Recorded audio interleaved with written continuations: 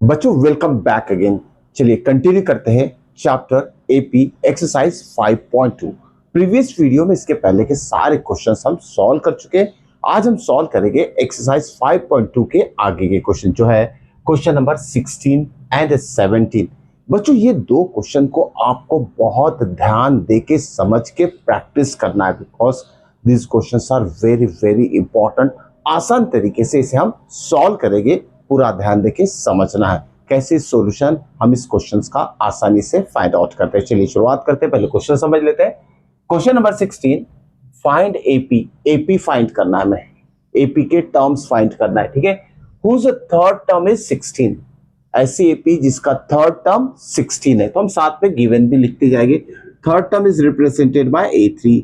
Third term कितना दिया है 16, ठीक है, लिख लिया। Whose third term is 16 and seventh term exit. यहां इस वर्ड को आप अंडरलाइन कर लीजिएगा। एक्सिट का मतलब होता है ज्यादा है। ओके, क्या बोला गया है? सेवेंथ टर्म, किसी एपी का seventh term exceeds its fifth term by 12। यही वो पार्ट है जो कंफ्यूजन क्रिएट करता है, लेकिन बहुत आसान है। देखिए क्या बोला गया है, सेवेंथ टर्म ना उसे लिखेंगे हम A7। ओके, अब क्या बोला गया, सेवेंथ टर्म एक्सिट ज्यादा है, किससे ज्यादा है? फिफ्थ टर्म से।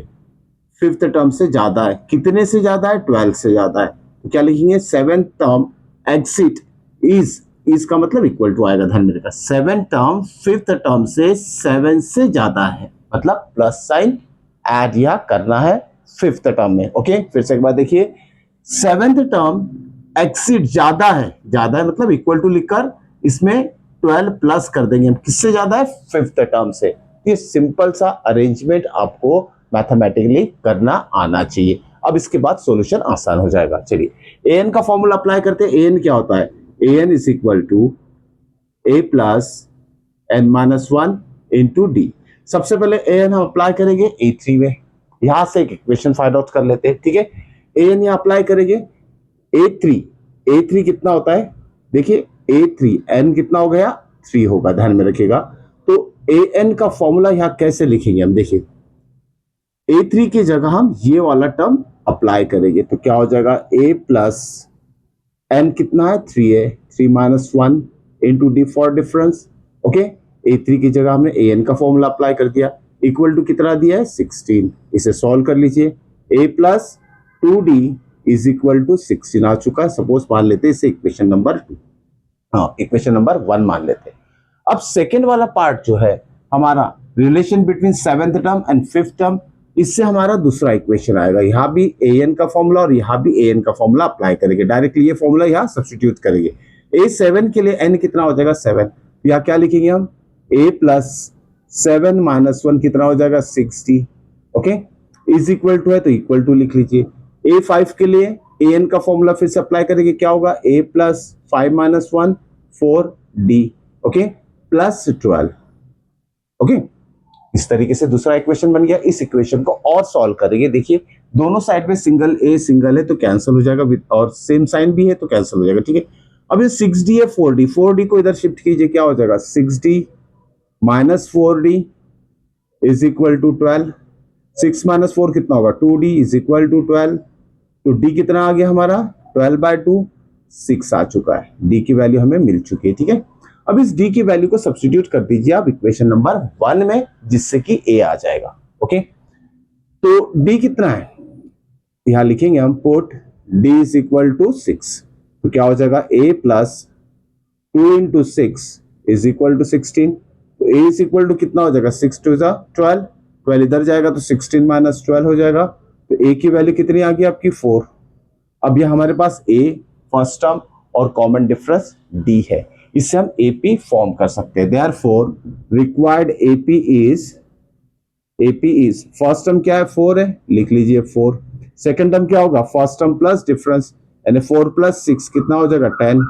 ओके, थर्ड टर्म क्या हो जाएगा? सेकंड टर्म प्लस डिफरेंस, मतलब 10 में 6 ऐड कर दीजिए, 16। फोर्थ टर्म क्या हो जाएगा? 16 में फिर डिफरेंस ऐड कर लीजिए, 22। इस तरीके से AP आपका फॉर्म हो जाएगा। It's so easy. ओके, लेकिन बहुत इंपॉर्टेंट क्वेश्चन है, ध्यान में रखिएगा। चलिए सेकंड क्वेश्चन सॉल्व करते हैं, मतलब 17, क्वेश्चन नंबर 17। लेकिन आज का second question, find the 20th term from the last. इस क्वेश्चन को मैं शॉर्ट के फॉर्म में भी एक्सप्लेन कर चुका हूं, बहुत आसान है लेकिन कंफ्यूजन है। अगर बच्चों को कंप्लीट इसका स्टेप अगर नहीं पता है, सॉल्यूशन फाइंड आउट करने की टेक्निक नहीं पता है, तो वहां दिक्कत जा सकती है। एक आसान तरीके से इसे हम सॉल्व कर लेते हैं, समझ लेते हैं। देखिए पहले इसका मीनिंग समझते हैं। Find the 20th term from the last, last से पीछे से उल्टा आएगी। हम मान लेते ये फर्स्ट टर्म है, सेकंड लास्ट सेकंड टर्म है, थर्ड लास्ट थर्ड टर्म है, तो यहां से रिवर्स ऑर्डर में जाएंगे तो 20th टर्म क्या होगा इस एपी का। ओके, शुरुआत से अगर फाइंड आउट करना रहा तो डायरेक्टली हम A20 फाइंड आउट कर लेते, लेकिन फ्रॉम लास्ट बोला है मतलब हमें रिवर्स जाना पड़ेगा, एंडिंग साइड से लेफ्ट साइड में आना पड़ेगा, और वहां से जो 20th टर्म है वो कौन सा होगा यह हमें फाइंड आउट करना है।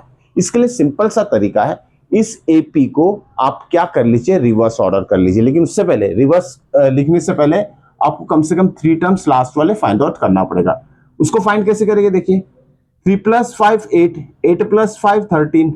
ओके, फर्स्ट टर्म में 5 ऐड करें तो 8 आ रहा है, 8 में 5 ऐड करें तो 13 आ रहा है। इसका मतलब जो लास्ट टर्म है ना, इसमें से 5 सब्सट्रैक्ट कर दीजिए आप। 253 - 5 कितना होगा, 248। तो सेकेंड लास्ट टर्म क्या हो जाएगा, 248। फिर इसमें से और एक 5 सब्सट्रैक्ट कर दीजिए, थर्ड लास्ट टर्म आ जाएगा। 248 - 5 कितना होगा, 243। ओके, इस तरीके से आपका ये लास्ट 3 टर्म एपी का फाइंड आउट करना जरूरी है। ठीक है, अब इसको हम रिवर्स ऑर्डर में लिखेंगे। रिवर्स ऑर्डर का मतलब होता है यहां से शुरुआत कीजिए, जो लास्ट टर्म है वो फर्स्ट हो जाएगा और जो सेकेंड लास्ट टर्म है वो सेकेंड टर्म हो जाएगा। ओके, इस तरीके से आपको लिखना है, डैश डैश डैश, जो फर्स्ट टर्म था वो लास्ट हो जाएगा। इस तरीके से हम एपी को रिवर्स ऑर्डर में सबसे पहले लिखेंगे।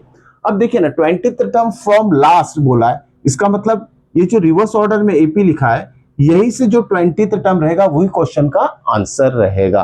तो अब ये जो न्यू एपी फॉर्म हुई है, इसमें ए कितना है हमारा, फर्स्ट टर्म 253। डिफरेंस क्या है देखिए इसमें जरा, सेकंड माइनस फर्स्ट, 248 माइनस 253 कितना हो जाएगा, -5। ओके, और लास्ट टर्म क्या आ जाएगा, an 3। अब an का फॉर्मूला अप्लाई कीजिए, an = a + n-1 × d। अब यहां n मतलब क्या हो जाएगा, 20th टर्म, n की वैल्यू क्या होगी, 20। Okay, A20। अब देखिए A20 = a मतलब फर्स्ट टर्म 253 प्लस n की वैल्यू कितनी है, 20, या क्या लिखेंगे हम, 20 - 1 19 इंटू डिफरेंस कितना है, -5। इसे सॉल्व कर लीजिए, आपका 20th टर्म आ जाएगा। 253 माइनस इंटू प्लस कितना होगा, माइनस, 5 9 से कितना होता है, 45, 4 बैलेंस, 5 1 5 + 4 9 95। क्या 5 9 45, 4 बैलेंस, 5 1 5 + 4 95 आ गया, 19 5 95। अब इसमें से सब्सट्रैक्ट कर लीजिए आप, इसका सब्सट्रैक्शन कितना हो जाएगा, इट इज 253 - 95। तो देखिए दोनों में 5 5 ऐड कर दीजिए, 258 और ये 100 होगा, 258 मींस 158 इसका आंसर आएगा। ओके, तो जो 20th term from the last अगर हमें फाइंड आउट करना है तो उसका आंसर क्या रहेगा, 158। इसको रिवर्स ऑर्डर में जाएंगे तो यहां से 20th टर्म क्या हो जाएगा, 158। ओके, होप सो क्वेश्चन समझ में आया होगा बच्चों। आगे के क्वेश्चन हम नेक्स्ट वीडियो में सॉल्व करेंगे। मिलते हैं नेक्स्ट वीडियो में।